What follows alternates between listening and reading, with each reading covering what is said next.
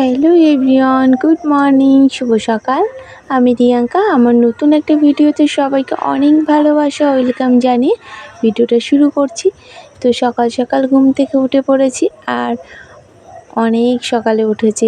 আর আমি এসেছি বাপের বাড়ি, তোমরা জানো।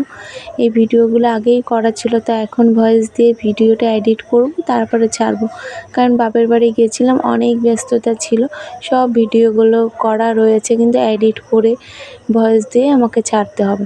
তো ওর জন্য অনেক দিন পরে ভিডিও ছাড়া হচ্ছে। আর সকাল সকাল দেখো চাঁদটা খুব সুন্দর লাগছে, দেখো পুরো গোল সাদা। তো মার সঙ্গে সঙ্গে সকালে উঠে পড়েছি ঘুম থেকে 4টের সময়। তো ঘরে আর ভালো লাগছে না, একটু বাইরে বেরালাম। ছোটোবেলা থেকে মানুষ হয়েছি তো এখানে, সব পুরনো স্মৃতিগুলো সব মনে পড়ে যাচ্ছে। অনেক সকালে ঘুম থেকে উঠতাম, ফুল তুলতাম সকালবেলা।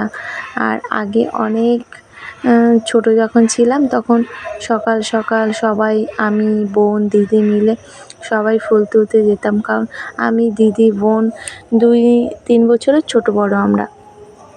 তো যেতাম, ফুল তুলতাম, সব পুরোনো দিনের কথাগুলো মনে পড়ে যাচ্ছে।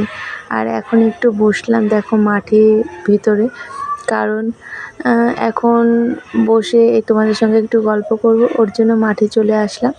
আর বলছি যে ছোটোবেলায় আমরা যখন সবাই মিলে একসাথে খেলা করতাম মাঠে, স্কুলে যেতাম, সত্যি সেই দিনগুলো খুব মিস করি আমরা। কারণ ওই দিনগুলো আর খুঁজে পাবো না। সবারই ছোটোবেলার স্মৃতিগুলো, ছোটোবেলার দিনগুলো সবাই খুব মিস করো, আর আমিও খুব মিস করি। আর এখান থেকে আমাদের স্কুলটা অনেকটা দূরে। তো আমরা যখন ছোটো ছিলাম সবাই মিলে আমরা এই মাঠের ভিতর মাঝখান দিয়ে আমরা চলে যেতাম স্কুলে। তো আমাদের স্কুলে যেতে মিনিমাম 20 মিনিট লাগতো, 20 মিনিট বা 15 মিনিট লাগতো। তো রাস্তা দিয়ে গেলে অনেকটা ঘুরে যেতে হতো। তখন আমরা শর্টকাটের জন্য আমরা মাঠ থেকেই যেতাম, আর রাস্তাঘাট থেকে মাঠ দিয়ে গেলে একটু তাড়াতাড়ি হতো, ওর জন্য আমরা তাড়াতাড়ি যেতাম। আর যখন বড় হলাম, বাবা তখন সাইকেল কিনে দিল, তখন সাইকেলে করে রাস্তা দিয়ে চলে যেতাম। তো সেই সব দিনের কথাগুলো মনে পড়ে যাচ্ছে। আর অনেক দিন পরে বাপের বাড়ি আসলাম, অনেক বান্ধবী, দিদি সবার সঙ্গে দেখা হয়েছে। আর আমি যখন বাপের বাড়ি আসি তখন ওকেশন ছাড়া আর আসা হয় না, কারণ এখন আমাদের এখানে নামযজ্ঞ, তোমাদের তো ভিডিও দিয়েছি নামযজ্ঞর। তো এখন আসলে সবার সঙ্গে ওকেশনে আসলে সবার সঙ্গে দেখা হয়ে যায়, এই একটা ভালো লাগে। তখন পুরোনো দিনের কথাগুলো মনে পড়ে যায়। তো যাই হোক, আর বকবক করবো না। তো এখন চলো বাড়ির দিকে যাব। আর মাকে বলেছিলাম আমি রান্না বান্না করব, কারণ সবাই ঘুমাচ্ছে আর সবাই এসেছে। মার প্রচণ্ড কষ্ট হয়ে যায়, কিন্তু বলে না। কিন্তু আমরা যেহেতু মার মেয়ে, তো আমাদের একটু কষ্ট বুঝতেই হবে মার। তো ওর জন্য মাকে বলেছি আমি রান্না করব। আর এদিকে দেখো আমি মাঠে এসে বসেছিলাম বলে মা আসলো, আর মা একটু হাতে করে মাটি নিয়ে যাচ্ছে, কারণ উনানটা লেপবে। আর এই মাটিগুলো খুব লাল, তো মার কষ্ট মেয়েরাই তো বুঝবে বলো। ওর জন্য মাকে বললাম চলো তুমি গুছিয়ে দেবে, ওরা সবাই ঘুমাচ্ছে, আমি রান্নাটা করে দেবো। আর এদিকে দেখো কত সুন্দর শাক হয়েছে, এই শাকগুলো সব বাজারে কিনতে পাওয়া যায়। আর আমাদের এখানে দেখো মাঠে ঘাটে কত সুন্দর শাক হয়ে রয়েছে।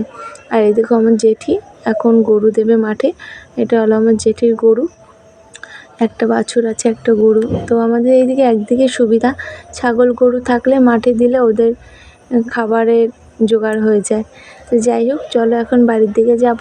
তো আমাদের বাড়ির সামনে বড় একটা রাস্তা দেখতেই পাচ্ছ, এটা হলো হাই রোড। এখান থেকে বহরমপুর, কান্ধি সব জায়গায় যাওয়া যায়, হাজারদুয়ারি যাওয়া যায়। তো তোমরা কে কে হাজারদুয়ারি গেছো অবশ্যই কিন্তু কমেন্ট করো, আমাদের বাড়ি থেকে অনেক কাছে। আর এইটা দেখো আমাদের একটা তাল গাছ, তো বাবাকে বলেছি তাল পাড়তে, কালকে আমরা সবাই তাল খাবো, সবাই মিলে, যেহেতু সবাই এসেছি আনন্দ করে মজা করে সবাই খাবো। তো বাবাকে বলবো পারতে, তো বাবা বলেছে পারবে। আর এটা দেখো আমাদের জেঠির ঘর হচ্ছে পাশে, আর এইটা হলো আমার মা দাঁড়িয়ে আছে দেখতেই পাচ্ছ। আর এই মার পাশে দেখো এটা হলো আমার কাকার ঘর, আর এটা হলো আমাদের ঘর।